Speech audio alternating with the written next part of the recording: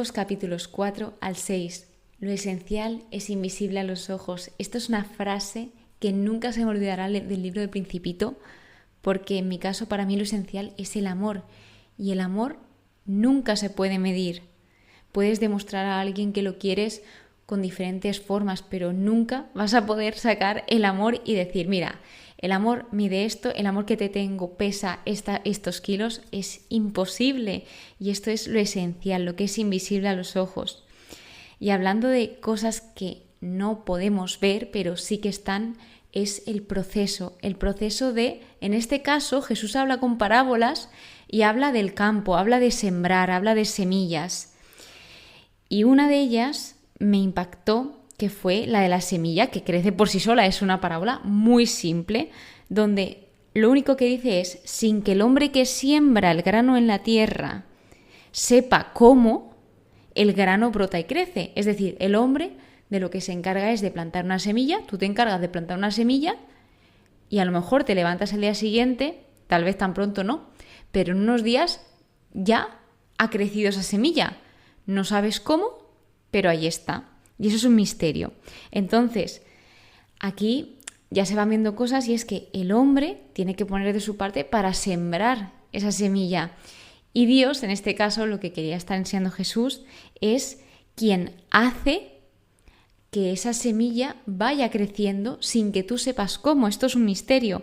Entonces, la enseñanza que saca de esta mini parábola es que la palabra de Dios obra de manera invisible dentro de nosotros. Si nosotros tenemos esta semillita plantada dentro de nosotros, seguramente vaya creciendo a un ritmo o a otro, da igual. Tal vez veas que el de tu lado crezca más rápido que tú, pero es que cada uno somos un mundo diferente, somos diferentes y tú eres único y la persona que está a tu lado es única y así con todas las personas que hay en el mundo.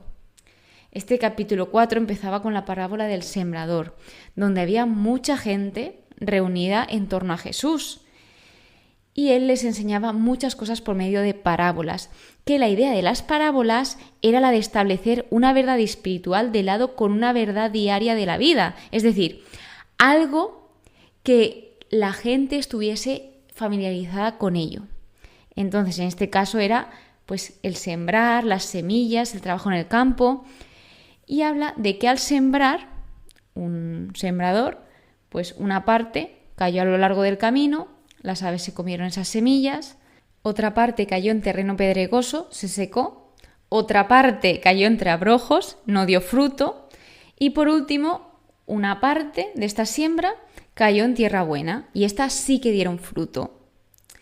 Así de primeras, pues depende quién seas, puedes interpretar esta parábola de una forma o de otra. O sea, lo importante es saber la clave de esta parábola. Y en este caso, Jesús se la explica porque ninguno de los discípulos entendió esta parábola. De hecho, los discípulos le preguntaban. Y Jesús lo que les explicaba era la clave para entender esta parábola, que en este caso era la palabra de Dios. El sembrador lo que estaba sembrando era la palabra de Dios. Y una parte cayó pues a lo largo del camino, Satanás se la lleva. En otra parte, en terreno pedregoso, lo que se seca son las personas que son inconstantes, que sí que tal vez puedan oír la palabra de Dios, pero son inconstantes. Luego, los que no dan fruto, que esto puede pasar por preocupaciones, riquezas, pues sofocos y perdemos de vista lo esencial. Y por último, los que dieron fruto, que unos producen 30, 60 o 100. Si pierdes la clave, seguramente pierdas de vista toda la parábola. Y la diferencia, que no me había dado cuenta aquí, no es la semilla, porque aquí ves qué sucede con la semilla, depende en cada sitio que caiga. La diferencia está en el tipo de suelo en el que cae, porque la semilla sigue siendo la misma, la palabra es la misma. La diferencia está dónde se va a sembrar esa palabra. Por lo tanto, igual que los discípulos preguntaban a Jesús, tú también puedes acercarte a preguntarle a alguien sobre esta parábola, ya sea tu catequista, un sacerdote o incluso en oración preguntarle a Dios, Señor, no entiendo qué me quieres decir con esta parábola, ilumíname en este caso. Jesús pues sigue explicando el cómo recibir y transmitir esa enseñanza, la parábola del grano de mostaza, que esta es una de mis favoritas también, curiosamente, y es que justo el grano de mostaza, en el momento de sembrarlo, es el más pequeño que cualquier otra semilla, pero una vez sembrado crece y se hace mayor que todas las hortalizas y echa ramas tan grandes que las aves del cielo anidan a su sombra. Se da la conclusión de las parábolas y luego viene ese fragmento de la tempestad calmada, donde hay una gran tempestad y los discípulos tienen miedo. Pero Jesús está descansando, está durmiendo tranquilamente en la barca. Fijaos que con todas las preocupaciones que Jesús tenía para preocuparse, él no lo estaba. Y esto no lo podemos aplicar a nosotros. O sea, Jesús lo que hacía era descansar en Dios, que es el descanso de la fe. En Señor, tengo todas estas preocupaciones, te las entrego a ti. En esta situación, los discípulos ya fueron a levantar a Jesús por ese clamor de que ellos pensaban que iban a perecer, que se iban a morir ahí, y Jesús, al oír este clamor, se levanta. Fijaos que podía haberse levantado por la tempestad, por los ruidos, por cómo se movían las olas, pero no, él se levantó cuando sus discípulos necesitaban esa ayuda y clamaron a él. ¿Por qué estáis con tanto miedo? ¿Cómo no tenéis fe? Ellos dicen que se llenaron de gran temor, y cuando Jesús calma el mar, todos se preguntaban entre sí, ¿quién es este que hasta el viento y el mar le obedecen? Vemos como incluso los propios discípulos no tenían realmente claro quién era Jesús. Lo iban descubriendo y conociendo poco a poco, con esa relación constante que tenían con él. Pues lo que os comentaba, él hablaba en parábolas. Muchas veces se reunían en privado los discípulos con Jesús para que Jesús les explicase a ellos las parábolas, cómo debían de obrar, qué cosas debían de hacer, también advertirlos, prepararlos. Jesús se encargaba de toda esa formación y de estar con ellos y de acompañarlos, que es muy importante, que ellos no iban solos, ellos iban acompañados. El capítulo 5 es el capítulo del endemoniado en Gerasa, donde aquí se ve una versión un poco más extensa. Esto sí que se ve en otros evangelios y se puede observar cómo Jesús, cómo Dios tiene el poder sobre el mal, el poder sobre el demonio. Mantiene una mínima conversación con el demonio que habita dentro del hombre. Bueno, demonios, porque ellos, cuando Jesús les pregunta ¿cómo te llamas?, dice Legión porque somos muchos. Entonces era un hombre que estaba bastante poseído. Ellos le suplican a Jesús, ojo, los mismos demonios le suplican a Jesús, Jesús les permite aquello que ellos le dicen y en vez de seguir en el cuerpo del hombre, porque Jesús ya no les permitía habitar en ese hombre, se fueron a una piara de puercos. Y esta piara de puercos, una vez se metieron en la piara, se arrojó al mar. ¿Qué quiere decir esto? Que los demonios atacan a los hombres porque odian la imagen de Dios en el hombre. Si recordáis al principio de la Biblia, dice que el hombre fue hecho a imagen y semejanza de Dios, además de que el hombre es lo más preciado para Dios. ¿Y qué es lo que quiere el demonio? Pues fastidiar a Dios, obviamente. O sea, quiere pues establecer el mal por encima de todo. Entonces también se ve cómo lo que sucede con los cerdos, que lo que hizo fue inclinarlos hacia la destrucción y que solo pensaba en maldad. Vieron al endemoniado en su sano juicio y la gente se llena de temor, diciendo, ¿qué ha pasado aquí? Que este hombre, que estaba endemoniado, de repente está en su sano juicio. O sea, es que esto era como algo muy fuerte. Entonces le ruegan, por ese miedo que tienen, a Jesús que se aleje. La persona que estaba endemoniada le pide quedarse con él, pero Jesús no se lo concede. Jesús le dice otra cosa que tal vez él no pensaba, y era, vete a tu casa con los tuyos y cuéntales lo que el Señor ha hecho contigo y cómo ha tenido compasión de ti. Una vez esto, él fue proclamando por toda la Decápolis todo lo que había hecho Jesús con él. Y las personas se quedaban maravilladas. Y es lo que sucede cuando alguien tiene ese encuentro con Jesús, o cuando Jesús le cura, cuando Jesús le sana, o cuando le saca de ese pozo tan hondo, donde no se ve luz ni esperanza, que al final es inevitable contar ese amor que Jesús te da y te transmite. O sea, quieres compartirlo y que ojalá todo el mundo pudiese experimentar ese amor. Lo mismo sucede después con la curación de una hemorroía y la resurrección de la hija de Jairo, que Jairo era uno de los jefes de la sinagoga. Jairo fue a Jesús, le suplicaba con insistencia para que se salvase su hija, y de repente en este capítulo, cuando Jesús va acompañando a Jairo, aparece una mujer que padece flujo de sangre y esto le sucedía desde hacía 12 años. Ella había sufrido mucho con numerosos médicos y había gastado todos sus bienes sin encontrar alivio. Es más, se encontraba cada vez peor. Buscaba ese remedio por diferentes médicos y cada vez la muchacha se encontraba peor. A lo que ella vio que estaba Jesús y se atrevió a tocar su manto, porque ella pensaba que si lograse tocar, aunque solo fuese sus vestidos, se salvaría. Una vez ella toca su manto, Jesús vemos como no fue hecho impuro, porque esta mujer estaba etiquetada como impura y estaba excluida de la sociedad por lo que le sucedía. Entonces, se podían pensar que si ella tocaba a Jesús, que Jesús estaba puro, lo convertiría en impuro, y esto no fue así. O sea, Jesús no fue hecho impuro, sin embargo, la mujer al tocar a Jesús fue hecha plena. Dice, cuando venimos a Jesús con nuestro pecado y se lo dejamos a Él, esto no nos hace pecado, no le hace a Jesús pecador, sino nos hace limpios a nosotros. Jesús le responde a la mujer, hija, tu fe te ha salvado, vete en paz y queda curada de tu enfermedad. Todo aquello que durante 12 años le había estado atormentando, gracias a Jesús, gracias a recurrir a Él, encuentra ese alivio que nunca nadie antes le dio. Y ella pues ya podía irse en paz y quedarse curada de esa enfermedad que tenía. Después de este suceso, vuelve otra vez a la hija de Jairo y llega un punto en que Jesús le dice, no temas, basta con que tengas fe, porque fueron a decirle que su hija estaba muerta. Entonces, en este capítulo es cuando Jesús solo permite ser acompañado por los discípulos que eran Pedro, Santiago y Juan. Lo que hace fue tomar la mano de la niña, que curiosamente la niña tenía también 12 años. No sé si tiene algo que ver, pero al estar en el mismo fragmento y que la historia se diese, por ejemplo, una curación pública y otra de forma privada, creo que puede que tenga algo que ver. No he encontrado nada en los estudios así más específico, más que te explique si puede haber algún tipo de relación, que las dos tengan esto, o sea, como que tengan en común esos 12 años, pero bueno, lo comento como curiosidad. Le dijo Talita cum, que en arameo significa hijita de pie o muchacha, a ti te digo, levántate, y así fue. También la curó a ella.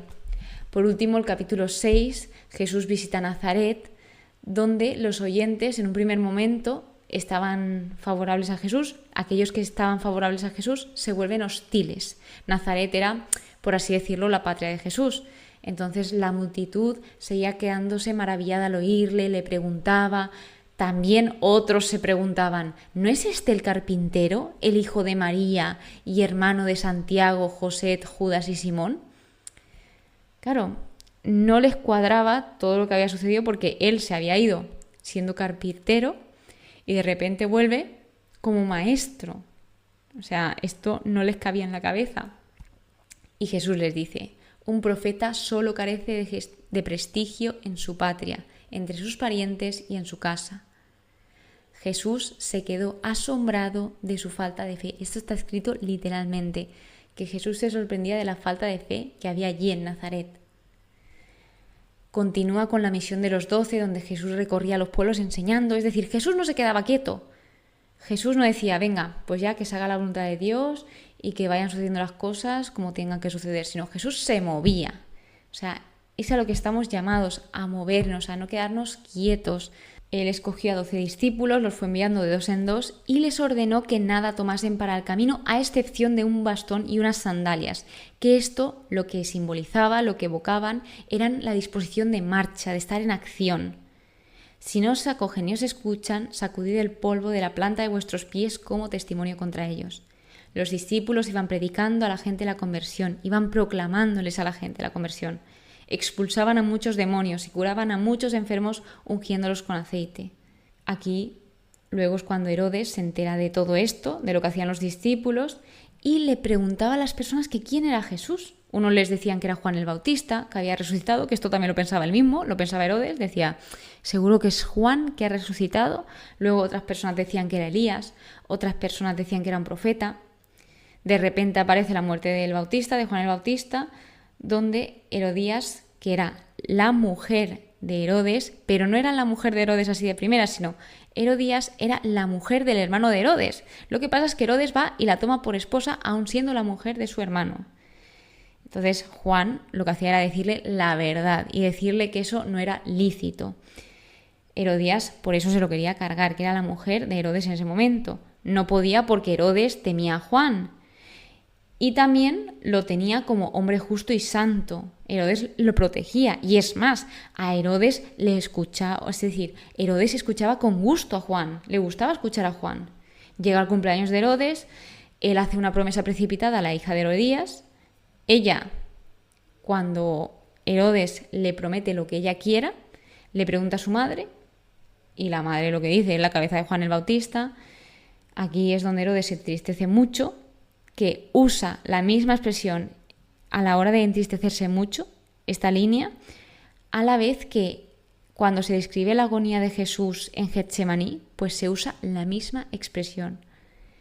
Bueno, pues sucede esto y la muchacha le entrega la cabeza a su madre. O sea, vemos cómo esa elección, esa promesa, realmente no es lo que la hija quería, sino lo que la madre quería. Tras esto, de repente aparece la primera multiplicación de los panes, donde los apóstoles están reunidos con Jesús y ellos le cuentan lo que habían hecho, lo que habían enseñado. Jesús les dice, venid a un lugar solitario para descansar un poco, porque no paraban de hacer cosas, o sea, siempre estaban en acción y es muy importante descansar. Jesús estaba descansando en esa barca durmiendo, también lo que hemos visto antes. En este fragmento lo que sucede es que Jesús siente compasión de tanta gente, los ve como ovejas sin pastor. Bueno, los ve y es que era la realidad. Iban como sin pastor. Entonces Jesús lo que hacía era enseñarles. Y llega un punto en que Jesús les dice a sus discípulos, dadles vosotros de comer. Y ellos dicen, ¿cómo vamos a dar de comer a tantísima gente si solo tenemos...? Bueno, esto no lo dice aún porque Jesús les va preguntando cosas de con aquello que ellos tenían que les diesen de comer. Y ellos solo tenían 5 panes y 2 peces. Entonces, lo que se nos enseña aquí y el mensaje que se nos quiere transmitir es que sepamos utilizar de manera sabia aquello que ya tenemos. No hace falta que tengamos todo para poder seguir hacia adelante, sino hay veces que con los recursos que ya tenemos podemos tirar hacia adelante. Se iban acomodando por grupos de 100 a 150 personas y Jesús lo que hace fue tomar, levantando los ojos al cielo, proclama la bendición, parte los panes, los da a los discípulos y los discípulos sirven a la gente. ¿Los podía haber dado Jesús a la gente directamente? Sí, pero Jesús escoge entregárselo a los discípulos para que ellos lo repartan. Comieron todos y se saciaron y además sobró. Y eran como 5.000 personas. O sea, Dios provee, aunque podamos pensar de que, ay, ¿cómo voy a salir de esto? O qué me va a suceder en este tiempo. Dios siempre provee y nos lo va enseñando a lo largo de toda la Biblia. Jesús camina sobre las aguas. Este también es un fragmento bastante famoso, donde después de despedirse de toda la gente, Jesús se va al monte a orar. Y sobre las 3 de la madrugada, Jesús va hacia los discípulos caminando sobre el mar. Los discípulos se pensaban que era un fantasma, empezaron a gritar turbados. Es lógico, o sea, si lo pensamos así humanamente, sin sabernos la historia, y de repente te aparece alguien caminando sobre el mar, esto es lo más humano que puede pasar. Y Jesús le responde, tranquilos, que soy yo, no temáis. Ellos se quedaron estupefactos y continúa diciendo, y es que no habían entendido lo de los panes, pues su mente estaba embotada. Cada cosa, cada acción que realizaba Jesús tenía una enseñanza detrás y un mensaje. Y muchas veces nos pasa que esto no lo comprendemos, pero también tenemos que saber que no pasa nada, que no hace falta pillarlo todo a la primera, que hay veces que lo pillaremos a la primera, sí, pero también está Jesús y muchas otras personas que Jesús pone en nuestro camino para que nosotros podamos preguntar esas dudas. Por último, acaba con las curaciones en el país de Genezaret, donde dice que lo reconocieron, que le traían enfermos a donde oían que él estaba, le pedían siquiera tan solo tocar su manto, y todos aquellos que tocaban su manto, como la mujer que hemos hablado, quedaban curados. O sea, es una maravilla. Y antes de acabar, quiero resaltar la importancia de la barca. ¿Por qué Jesús iba enseñando en una barca? Él no se subía a un púlpito ni a un escenario para hablar, como seguramente muchos predicadores de la época, sino que él enseñaba desde la barca. Y esto también puede impactar, porque ¿cómo el Mesías iba a enseñar desde una barca? O sea, ¿en qué cabeza cabía eso? Aquel Salvador que estaban esperando tanto tiempo, ¿cómo iba a enseñar desde una barca? Pues sí, o sea, justamente los planes de Dios no son los nuestros, los pensamientos de Dios no son los nuestros, así de simple. Antes de finalizar, quería recordar esa frase con la que hemos empezado el episodio, que es que lo esencial es invisible a los ojos. Y fijaos que los momentos más importantes, las sensaciones que habéis sentido durante toda vuestra vida en esos momentos tan especiales, eso no se puede medir, no lo tenéis guardado en un frasco o en un jarrón, porque eso son experiencias, eso seguramente también el tiempo también es algo muy importante y es invisible, pero es esencial y cómo gasto ese tiempo. Pero lo más esencial de todo siempre será el amor. Y eso es lo que viene a enseñarnos Jesús, que Él mismo es el amor y que el amor prevalece por encima de todo. Muchísimas gracias por estar aquí, muchísimas gracias por escucharme. Espero que pases muy pero que muy buen día y que Dios te bendiga.